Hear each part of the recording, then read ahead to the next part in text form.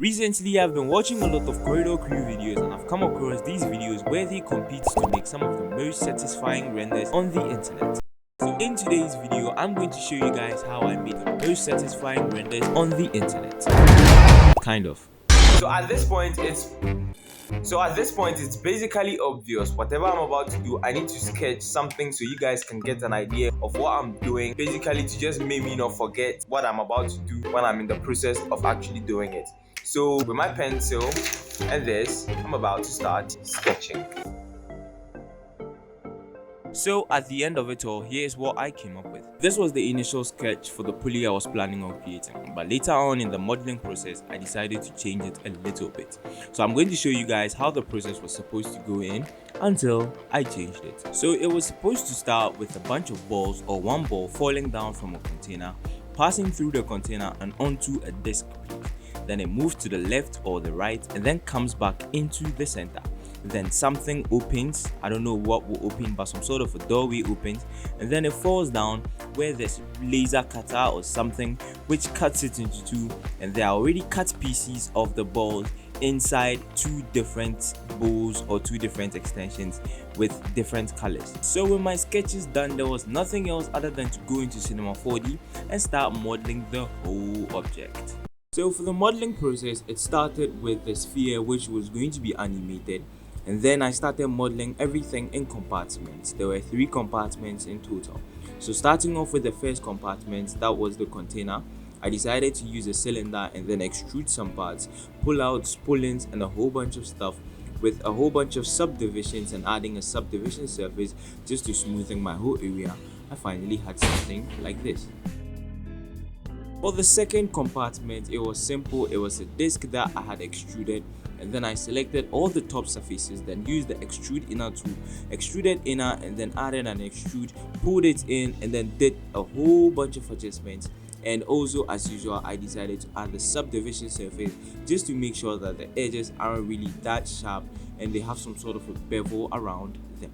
But I didn't really decide on what to do with this one at the moment, so I was thinking of making some sort of a cup-like shape inside of it just to make sure that the ball kind of falls into it, and then I didn't really understand what I wanted to do. But then during another process that I'll be talking about, I finally figured out what I actually want to do on this second compartment. Now for the third compartment, all I needed was 2 triangular stands with a laser beam connecting the 2 of them, but I didn't really judge on the color that I wanted, but I knew it was going to be very thin and they would all be standing on some sort of a compartment where there are 2 separate bowls at the sides. I can't really explain it though, but that was what I actually imagined it to be like. And whilst I was modeling, the ideas were just actually flowing. So with that compartment also, I'm not going to tell you guys that I decided to do the subdivision surface technique again. I decided to cut the whole thing again and just use the subdivision surface to make sure that all the sides of the model aren't really that sharp, because there's nothing really that perfect in this world. That's, according to me, imperfections are part of being perfect. So at the end of all of it, this was actually what I came out with for the third compartment.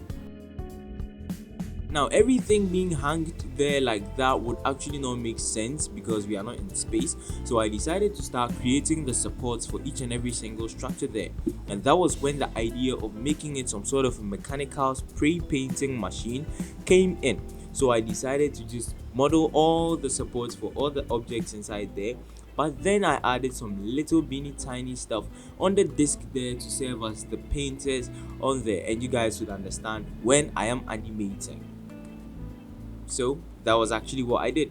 I basically have my 3D models ready, and now it's time to do the animation. Since I'm not really a fan of frame by frame animation, I decided to go with the dynamics animation, which is using rigid bodies and collider bodies. I don't think I'm confusing anybody here. When I made my sphere a rigid body and made my hollow container a collider body, Cinema 4D didn't realize that it was actually a hollow container. It became something like this. But then Cinema 4D didn't realize that it was hollow. It thought that the whole thing was still enclosed. But even though there was nothing at the top, sphere still landed at the top there, so I decided to save that idea and find a better alternative for it until I found out better alternative, which I'll be explaining to you in there. So the idea here was to create planes and arrange them in the form of the container or all of those compartments that I modeled, but then I'm going to make all of them invisible in the renderer, and then I'm going to add the collider bodies to all of them. So as the ball is falling down, it's actually colliding on those planes, but since they are invisible in the render, you'd actually have the illusion that they are colliding with the container.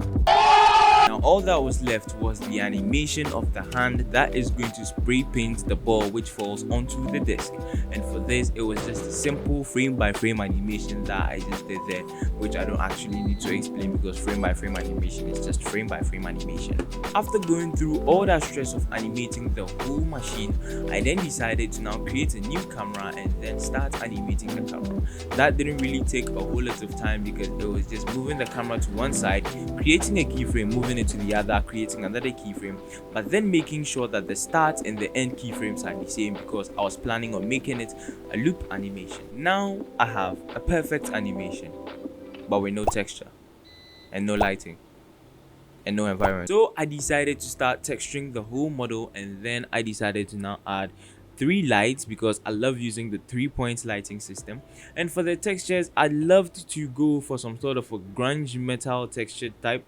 Since the ball is going in raw and then it's coming out painted, I had to render in 3 stages. One which is the ball going in raw, a shiny metallic ball, and then another is the ball being painted, and then the ball cuts into 2 hitting the other basement on the floor. That's the 3rd compartment.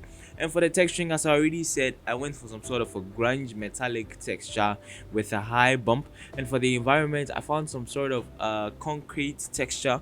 I just added a simple blue tint to it, and then wow, it looked epic to me.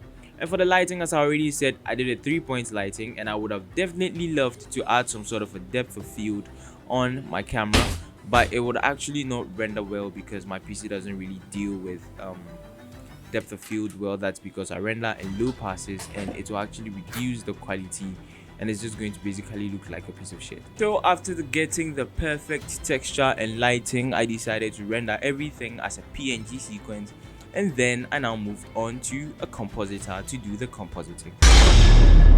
So in the compositor, since I rendered in 3 stages, I'm just going to combine all the footages and make sure that there is no jump cut. But then I had already explained this inside of my Eren Yeager transformation. I think it will be up above there if you haven't watched it yet. My PC doesn't really handle simulations well. Whenever I'm rendering, I have to break and then come and re-render. So there was one jump cut there which I actually had no control over. So I just decided to make some sort of a camera shake there just to make it look unnoticeable. But if you notice it, bruv, you really have eyes. And I just went onto productioncrate.com and downloaded some spray assets and came and added it into the whole composition, added a final color grade, and then it was time for sound design. Now for the sound design part, actually I'm not good at that, so I decided to ask for help from my subscribers to see whoever wants to do it should just DM me and I'll send the person the render. And I actually had 2 people ask me for the render. That's TVHeadDigital and Sanjay. TVHeadDigital brought his about 8 hours later, and there were actually some little bitty mistakes inside of it, like the timing and some of the sounds weren't there, so I just decided to adjust his. But then Sanjay brought his own later, which I had already finished with TVHeadDigital's own and made it a perfect one. So I'll just be showing you guys the 2 of them. In case you love any, I'll be leaving all of them, their links in the description, so you can go show them some love. After the sound design, that was basically it for the video. So without any further ado, I would love to show you one of the most satisfying renders on the internet.